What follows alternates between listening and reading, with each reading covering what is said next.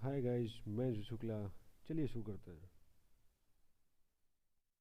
अगर आपको पृथ्वी के एक साइड से दूसरे साइड तक जाना है तो एक जेट प्लेन को लगेगा लगभग 22 घंटे वहां तक पहुंचने के लिए।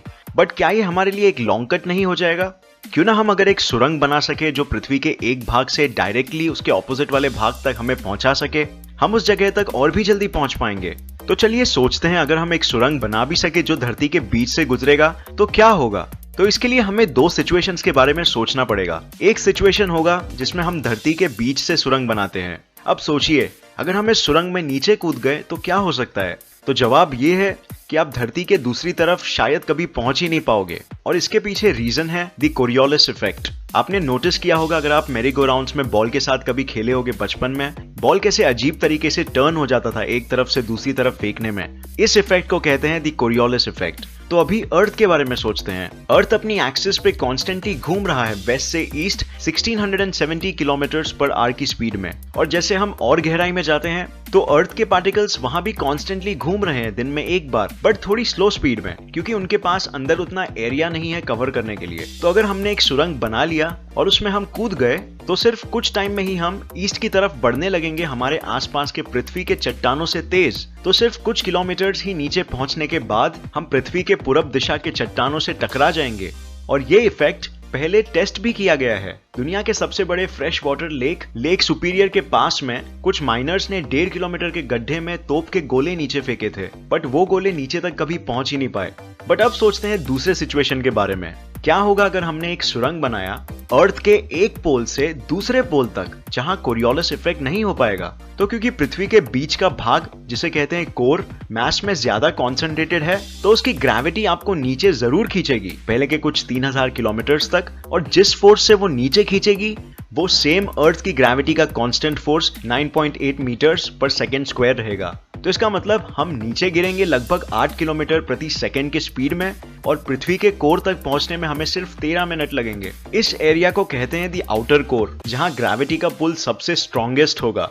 बट ये हम धरती के सतह पे जितनी फोर्स रोज एक्सपीरियंस करते हैं उससे सिर्फ 10% ही ज्यादा होगा। तो जैसे हम और नीचे पृथ्वी के एग्जैक्ट सेंटर की तरफ बढ़ने लगेंगे, हमारे ऊपर पृथ्वी का इतना मैस रहेगा कि उसकी ग्रेविटी जो हमारे नीचे मैस है उसकी ग्रेविटी को लिटरली कैंसिल करने लगेगी। और इससे ये होगा कि हमारे नीचे गिरने की स्पीड, जिसे कहते हैं एक्सेलरेशन ड्यू टू ग्रेविटी, कम होने लगेगी। ये स्पीड कम होते रहेगी जब तक हम पृथ्वी के एग्जैक्ट सेंटर तक ना पहुंच जाए। अर्थ के सेंटर में पहुंचने के बाद हमें किसी भी टाइप का ग्रेविटेशनल पुल फील ही नहीं होगा, क्योंकि अर्थ हमें हर डायरेक्शन से पुल कर रहा होगा। हमें ऐसा लगेगा जैसे हम उसके सेंटर में फ्रीली फ्लोट कर रहे हैं।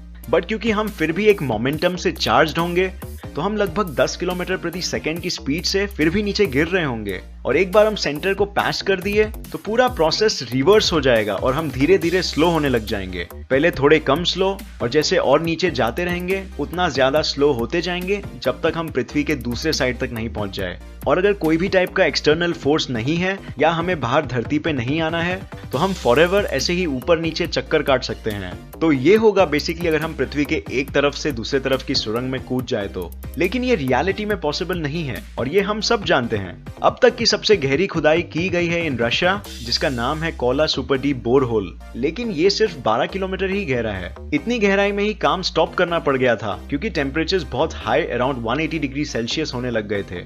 और यही रीजन है कि हम अर्थ के ज्यादा गहराई में नहीं जा सकते, क्योंकि टेम्परेचर्स वहां एक्सट्रीमली हाई होने लगते हैं। टेम्परेचर्स 200 डिग्री से 6000 डिग्री तक पहुंच सकता है, जो है the temperature of the surface of the sun. But क्या होता अगर पृथ्वी अंदर से ही खोखली होती? तो सबसे पहले अर्थ का मैग्नेटिक फील्ड नहीं होता, क्योंकि वो जनरेट होता है अर्थ के मोल्टन आयरन कोर से। तो इसका मतलब हम सन के हार्मफुल रेडिएशन से बच नहीं पाएंगे। और अगर हम खोखले अर्थ को खोद के अंदर चले जाते हैं तो ग्रेविटी हर बाजू से यूनिफॉर्म होगी, जिसके वजह से हम अंदर फ्लोट करेंगे जैसे अर्थ हमारे अराउंड है ही नहीं। बट हम जिंदा भी नहीं रह पाएंगे, क्योंकि हमारे आसपास एटमॉस्फेयर में उतनी हवा है ही नहीं कि वो पूरे खोखले अर्थ को भर सके ताकि हम सांस ले सके। तो इसीलिए ये अच्छा है कि अर्थ खोखला नहीं है, वरना शायद हम नहीं होते। तो ये वीडियो देखने के लिए बहुत शुक्रिया। उम्मीद है ये वीडियो आपको पसंद आया और इससे जरूर कुछ नया सीखने मिला। अगर आपको ये वीडियो पसंद आया तो प्लीज इसे लाइक और शेयर कीजिए ताकि मुझे पता चले कि आपको ऐसे वीडियोस पसंद है। और अगर आपने इस चैनल को सब्सक्राइब नहीं किया है अब तक तो वो सब्सक्राइब बटन दबा दीजिए ताकि मैं कोई भी नए वीडियोस अपलोड करूं तो आपको उसके बारे में पता चल सके। तो मिलते हैं नेक्स्ट वीडियो में ऐसे ही किसी इंफॉर्मेटिव वीडियो के साथ। तब तक के लिए देखते रहिए और सीखते रहिए। जय हिंद।